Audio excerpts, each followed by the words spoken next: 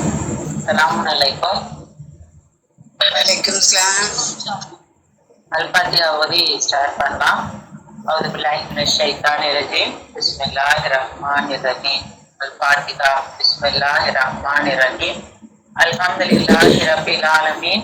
அர்-ரஹ்மானிர் ரஹீம். மாலிகி யௌமிddin. இய்யாக நஅபுது வ இய்யாக நஸ்தஈன். இஹ்தினஸ் ஸிராத்தல் முஸ்தகீம். ஸிராத்தல் லதீன அன்அம்த அலைஹிம் ஐரில் மௌதூபி அலைஹிம் வலத்தாலின். மாஷா அல்லாஹ், லா குவத்த இல்லா பில்லா. அல்ஹம்துலில்லாஹ். அல்லாஹ்வுடைய அருளால இன்னைக்கு இதுல பங்கு பெற வாய்ப்பை தந்த அந்த அல்லாஹ்வுக்கே நன்றிகள் அனைத்தும், புகழ் அனைத்தும். அல்ஹம்துலில்லாஹ். அல்லாஹ் நம்மளுக்கு இன்னைக்கு ஒரு நாளை நம்மளுக்கு வாய்ப்பா வழங்கியதற்கு அல்லாஹ்வுக்கு நம்ம நன்றி சொல்வோம். நம்மளுடைய வேலைகள் அனைத்தையும் இன்னைக்கு நம்மளை நல்லபடியா செய்ய வச்சதுக்கு அல்லாஹ்வுக்கு நம்மளுக்கு நன்றி சொல்லுவோம். நம்மளுடைய உடல் நலத்தை நல்லபடியாக்கி கொடுத்து, நம்மளுக்கு உணவு கொடுத்து, உடை கொடுத்து, கை கால் சுகத்தை கொடுத்து, எல்லாத்தையுமே நம்மளுக்கு அல்லாஹ் இன்னைக்கு நிறைவா செய்ய வச்சதுக்கு அல்லாஹ்வுக்கு நம்ம நன்றி சொல்லிக்கலாம். மறைவானவற்றின் தீங்குகளில் இருந்து பாதுகாத்துக்காக எல்லாத்துக்குமே தொடர்ந்து நம்ம நன்றி சொல்லக்கூடியவங்களா இருப்போம். அல்லாஹ்வுடைய அருளால இன்னைக்கு நம்ம ஜும்மா தொழுதுருக்கோம். விசாரணை அப்படிங்கிற தலைப்புலதான் இன்னைக்கு பேசினாங்க. கட்டளைகளை நம்ம கடைபிடிக்கணும். அல்லாஹ் நம்மளை ஒன்று கூட்டி நம்மளை விசாரிப்பாங்க. நம்மளுக்கு கொடுத்த ஒவ்வொன்றிற்காகவும் அல்லாஹ் நம்மகிட்ட கேள்வி கேட்பாங்க அப்படிங்கிறத பத்தி சொன்னாங்க. ஸோ அந்த விஷயத்த நம்ம கவனத்தில் கொண்டு நம்மளுடைய ஒவ்வொரு செயலையும் நம்ம சிறப்பா அமைத்து கொள்ளக்கூடியவர்களா நம்ம எல்லாத்தையும் அல்லாஹ் ஆக்கி அருள் பாலிப்பாராக. நம்ம தொடர்ந்து கற்போம் கற்பிப்போங்கிற தலைப்புல பார்த்துட்டு வரோம். நீங்க ஃபர்ஸ்ட் யார் சொல்ல போறீங்க? அஸ்ஸலாமு அலைக்கும். வலைக்கம் சலாம் சிஸ்டர். அவுது பில்லாஹி மினஷ் ஷைத்தானிர் ரஜீம். பிஸ்மில்லாஹிர் ரஹ்மானிர் ரஹீம். தர்மம் மற்றும் ஏழைகளுக்கு உழவளிக்கிறத பற்றின வசனங்களை நம்ம இன்னைக்கு பார்க்க போகிறோம். 74வது அத்தியாயத்தில் தண்டனைக்கு கொண்டு வந்தது எது என்று கேட்கப்பட்டு அதற்கான பதில்களில் ஏழைகளுக்கு உணவளிக்காததையும் ஒரு காரணமாக அதில் சொல்லப்படுது. ஒன்று திரட்டப்படும் பொழுது தொழுகையும் தர்மத்தையும் பற்றி கேட்கப்படும். 90வது அத்தியாயத்தில் கஷ்டகாலத்தின் போதும் அவங்க உணவளிக்கிறவங்களா இருப்பாங்கன்னு சொல்லப்படுது. உறவினர்களான அனாதைகளுக்கு, தேவையுடையவர்களான ஏழைகளுக்கு கஷ்டகாலத்தின் போதும் உணவளிக்கிறதுனால நம்ம மகிழ்ச்சிக்கு தகுதியான விஷயமா அது ஆகுது.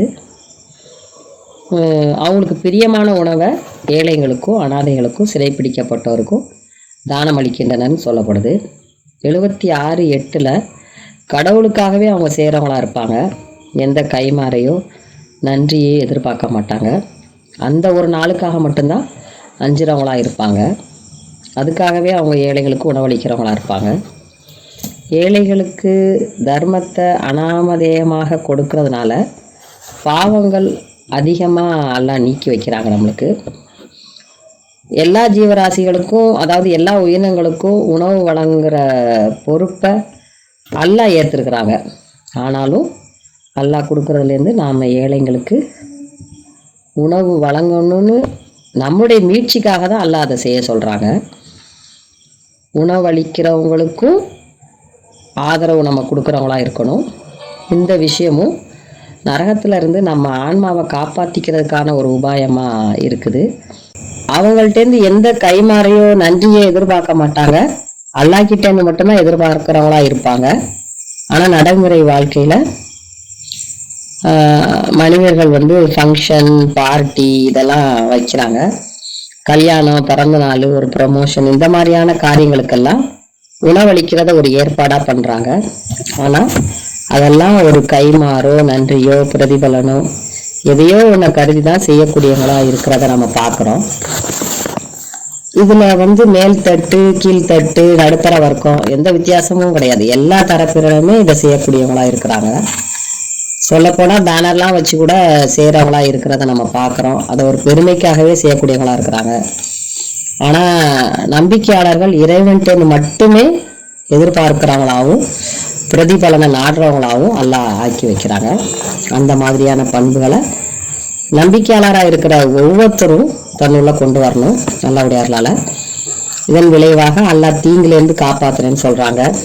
இன்பத்தையும் திருப்தியும் அளிக்கிறேன்னு சொல்றாங்க. மனிதன் தனக்குத்தானே செய்து கொள்ளக்கூடிய நிறைய ஆடம்பரமான வெளிரங்கமான விஷயங்களை ஒப்பிடும்போது ஏழைக்கு உணவளிக்கிறதுன்றது ரொம்ப எளிமையான விஷயம், ரொம்ப சாதாரணமான விஷயம். அது அவ்வளோ கஷ்டமான விஷயம் ஒன்றும் கிடையாது. அதனால அதை எல்லாரும் கடைபிடிப்போம். தொழுகை கடமையான தர்மத்தை செய்துட்டு வர்றது போல ஏழைங்களுக்கு உணவளிக்கிறதையும் அதை ஆதரிக்கிறதையும் அல்லாஹ்வுடைய ஒரு கட்டளையாகவே ஏற்று செய்கிறதன் மூலம் நரகத்திலேருந்து காப்பாத்திக்கிறதுக்கான ஒரு முக்கியமான ஒரு அங்கமா இது இருக்கு. அதையும் அல்லாஹ் எப்படி செய்ய சொல்றாங்கன்னா உறுதிப்பாட்டோட செயல்படுத்தணும்னு சொல்றாங்க. பிறரை பார்த்து மனசு மாறிடக்கூடாது. பெரும்பாலும் பார்க்குறோம், ஒய் பதிலுக்கு பதில் செய்யறது, அவங்க அவ்வளோ வச்சாங்க, இவ்வளோ செஞ்சாங்க, இவங்க அப்படியான உணவு ஏற்பாடுகளை தான் அதிகமா நடைமுறையில நம்ம பார்க்குறோம். அப்படியான விஷயங்களுக்கு தான் ஆதரவு தெரிவிக்கிறாங்களாவும் இருக்கிறோம்.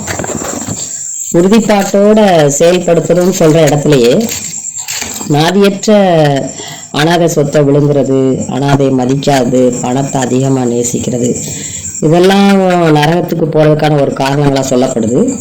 ஏனைகளுக்கு உணவு அளிக்காததும் ஒரு காரணமா சொல்லப்படுது. அல்லாஹ் கொடுத்ததுல இருந்து நாம தர்மம் கொடுக்குறவங்களா இருக்கணும். நம்பிக்கையாளர்கள் நல்ல காலத்திலையும் கஷ்ட காலத்திலையும் உணவளிக்கிறவங்களா இருப்பாங்க.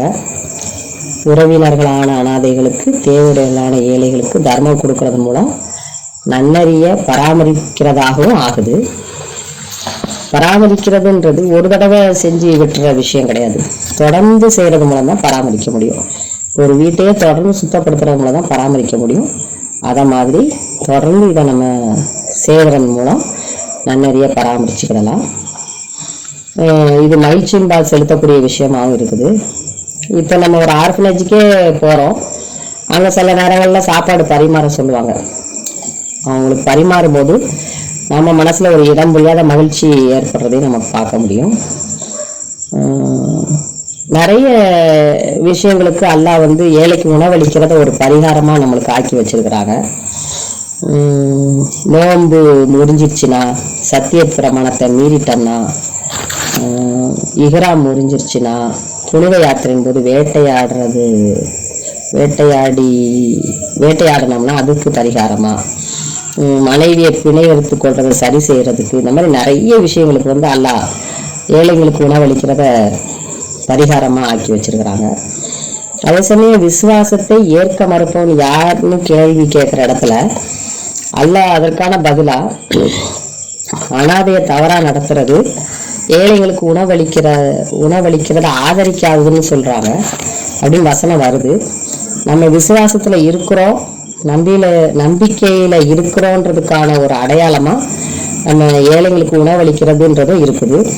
மனிதர்கள் பெரும்பாலும் பொதுப்படையா உணவு வழங்குறதுன்றது எந்த எதிர்பார்ப்பும் இல்லாம வழங்குறதுன்றது ரொம்ப அரிதான விஷயமா தான் இருக்கு. நம்ம வசனங்கள இதை நிறைய இடங்கள்ல நம்ம பார்க்குறோம். நம்ம கொடுக்குற அருட்கொடைகள், ஆசீர்வாதங்கள், செல்வங்கள், இது எல்லாத்துல இருந்தும் நம்ம ஏழைக்கும் தேவை உடையவங்களுக்கும் தர்மம் செய்யணும்னு வசனங்கள்ல வருது.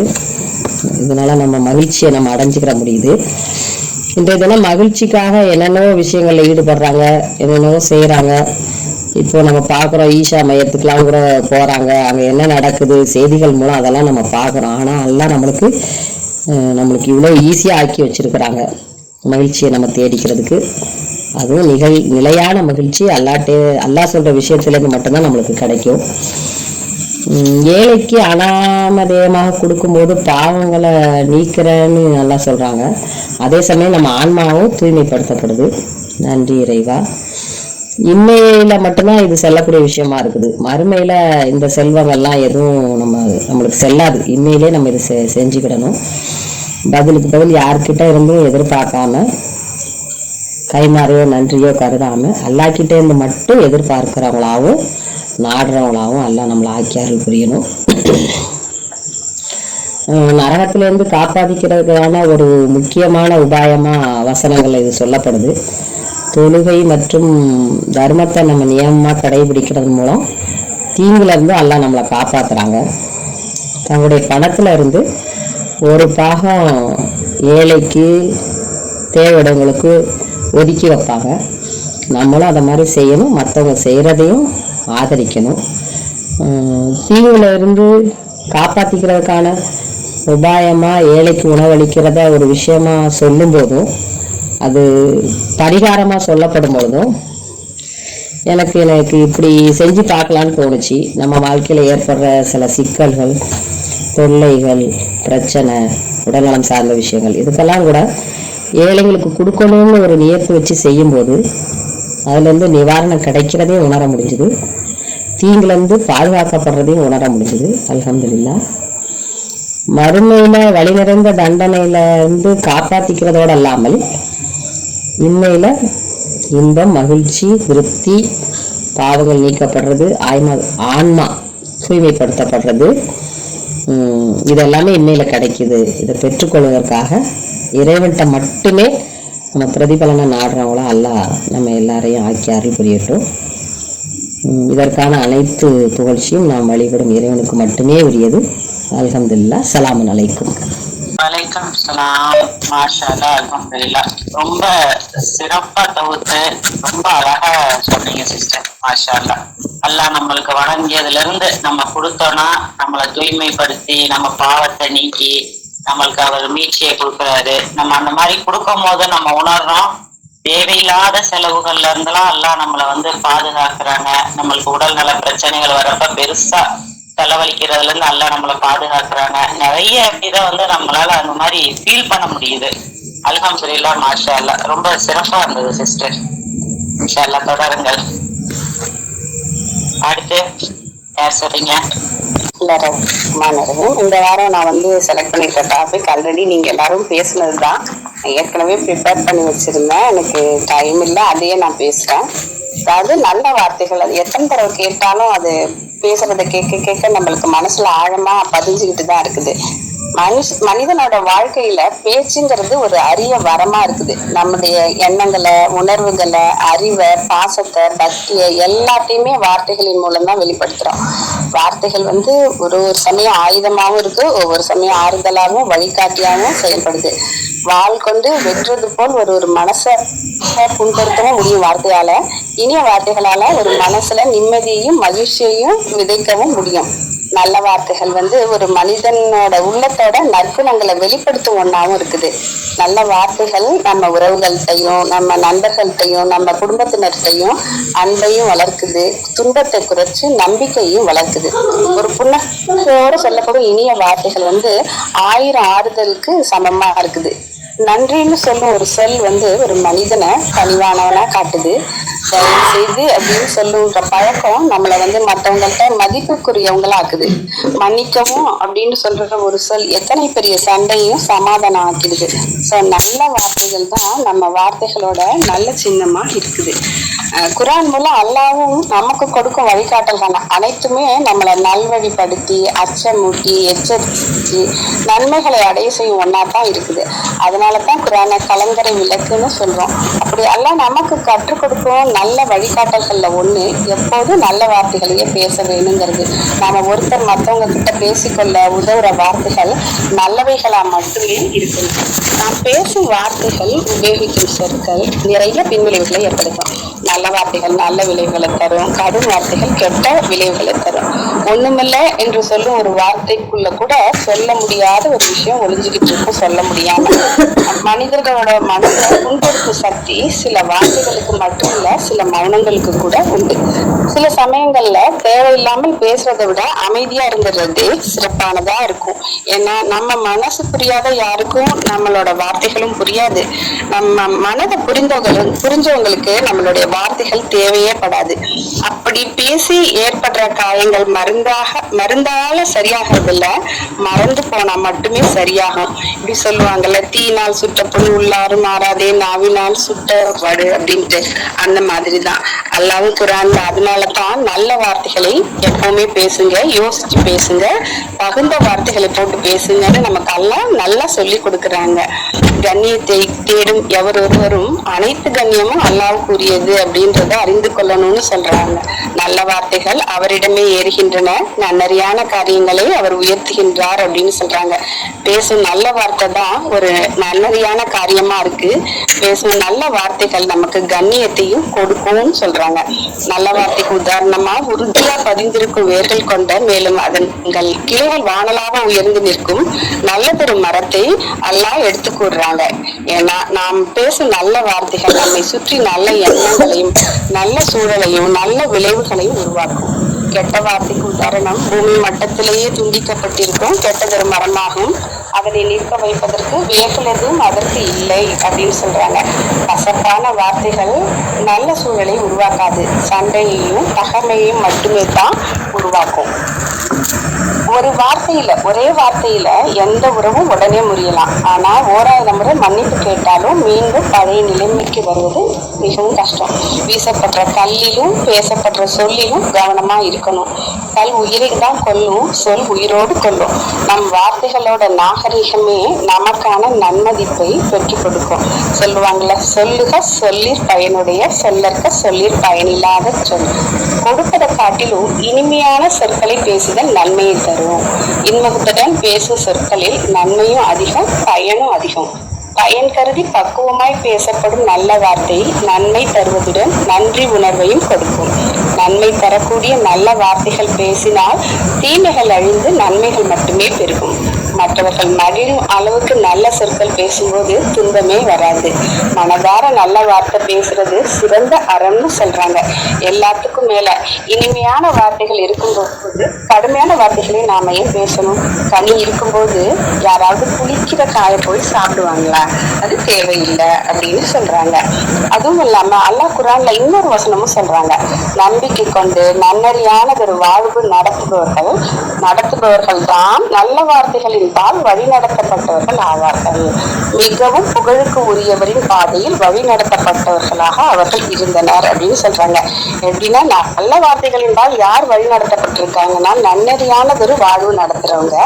அதுவும் யாருடைய பாதையில? மிகவும் புகழுக்கு உரியவரான நம்ம ரப்போட பாதையில வழி நடத்தப்பட்டவர்களா இருக்காங்கன்னு நல்ல வார்த்தைகளுக்கு நல்ல உதாரணமா அல்லாஹ் அழுத்தி சொல்றாங்க. மேலும் கெட்ட வார்த்தைகளை பயன்படுத்தாதீர்கள்னு சொல்றாங்க.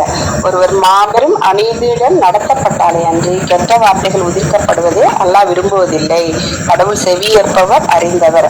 அல்லாஹ் கெட்ட வார்த்தைகளை தவிர்த்து கொள்ள சொல்றாங்க. அதை விரும்புறதும் இல்லைன்னு சொல்றாங்க. மேல அடுத்தவங்களை பற்றி புறம் பேசவும் கூடாதுன்னு அல்லாஹ் நமக்கு வன்மையா வலியுறுத்துறாங்க. அது இறந்து போன தனது சகோதரனின் மாமிசத்தை உண்பது போல் அருவருப்பானதுன்னு அல்லாஹ் புறம் பேசுறத கண்டிக்கிறாங்க. மனித மாமிசத்தை உண்பதே அருவருப்பானது, அதிலும் தன் சகோதரனின் மாமிசத்தை உண்பது அதை விட அருவருப்பானதுன்னு தடுத்துக்க சொல்றாங்க. அது மட்டும் இல்லாம அடுத்தவங்களை பற்றி நம்மிடம் குறை கூறுவாங்கல்ல, அதை நம்ம அனுமதிக்க கூடாது. மற்றவங்களை குறை சொல்றவங்க நம்மளை பற்றியும் மற்றவங்கள்ட்ட குறை சொல்லுவாங்க. எதையும் என்பதையும் நினைவுல கொள்ளணும். பிறரின் முதுகுக்கு பின்னால் நம்ம யாரையும் குறை பேசக்கூடாது. ஒருவரோட முதுகுக்கு பின்னால நம்ம செய்ய வேண்டிய ஒரே வேலை என்னன்னா அவங்கள தட்டி கொடுத்து ஊக்கம் கொடுத்து தைரியம் கொடுக்கறதா மட்டும்தான் இருக்கணும். எப்பவுமே பிறரை பத்தி குறை பேசுறதுக்கு முன்னாடி 3 விஷயங்களை நாம மனசுல நினைவுல கொள்ளணும். ஒண்ணு, அல்லாஹ் நம்மள பார்த்துக்கிட்டே இருக்காங்க, நம்ம செய்யற நன்மையும் தீமையும். 2வது, நம் நன்மை தீமைகள் பதிவு செய்து கொள்ளப்பட்டு இருக்கின்றன அப்படிங்கறதையும் நினைவுல கொள்ளணும். 3வதா, மரணம் நாம் நினைப்பதை விட மிக அருகில் உள்ளது அப்படிங்கறத நினைச்சுக்கணும். இந்த 3 பாயிண்டையும் நம்ம மனசுலயே நினைச்சுக்கிட்டு இருந்தோம்னா நம்ம யாரை பத்தியும் புறம் பேசவும் மாட்டோம், குறை பேசவும் மாட்டோம். அதுக்கு மேல யாருக்கு முன்னால எப்படி எல்லாம் பேசக்கூடாதுன்றதையும் நம்ம கத்துக்கணும். ஏழைகளுக்கு முன்னால செல்வத்தை பத்தி பெருமையா பேசிக்க கூடாது. நோயாளிகளுக்கு முன் நின்று ஆரோக்கியம் இல்லையே அப்படிங்கறத பத்தி குறைவா பேசக்கூடாது. குழந்தை இல்லாதவங்களுக்கு முன்னால குழந்தைகள் இல்லைன்றத பத்தி பேசக்கூடாது. அனாதைகளுக்கு முன்ன தாய் தந்தைகளை பற்றி எனக்கு இருக்குது அவங்களுக்கு இல்லைன்ற மாதிரி பேசக்கூடாது. யாரையும் திட்டாம சாபம் இடாம கெடுதல் நினைக்காம இருக்கணும். ஏன்னா நாம மற்றவங்களுக்கு எதை செய்யறோமோ அதுவே தான் நமக்கு வந்து சேரும். சொற்கள் ரொம்ப வலிமையானவை. அவைகளை பூக்களை போல தூவினா ஆனால் மாலையா நமக்கு திருப்பி கிடைக்கும். கற்களை போல எரிஞ்சோம்னா அது நமக்கு காயங்களா தான் உருவாக்கும். அதனால கோபமா பேசி குணத்தை இழக்காமல், வேகமா பேசி வார்த்தைகளோட அர்த்தத்தை இழக்காமல், வெட்டியா பேசி நம் வேலையை இழக்காமல், அதிகமாக பேசி அமைதியை இழக்காமல், ஆணவமாய் பேசி அன்பை இழக்காமல், சிந்தித்து பேசி சிறப்போடு இருப்போம். மேலும் எப்போதும் நாம் நல்ல வார்த்தைகளை பேசும் பழக்கத்தை வளர்த்து கொள்ளணும். நம் எண்ணங்களில் எப்போதும் அல்லாஹ்வை மட்டுமே வைப்போம். எண்ணங்கள் அழகானால் எல்லாமே அழகாகும். அல்ஹம்துலில்லாஹ். எல்லா புகழும் அல்லாஹ் ஒருவருக்கே. ஸலாமுன் அலைக்கும். வலைக்கம் சலாம். மாஷா அல்லாஹ், அல்ஹம்துலில்லாஹ்.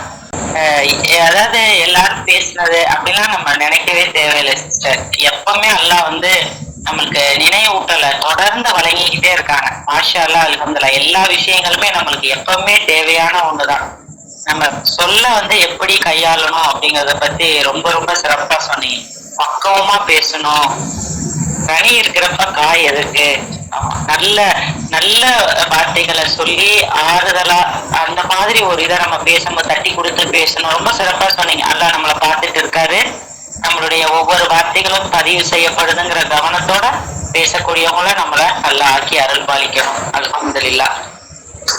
சிறப்பு சிஸ்டர்.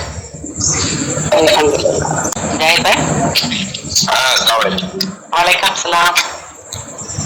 நான் ஒரே ஒரு வசனம் மட்டும் சொல்றேன். இது எல்லாருக்கும் தெரிஞ்ச வசனம் தான்.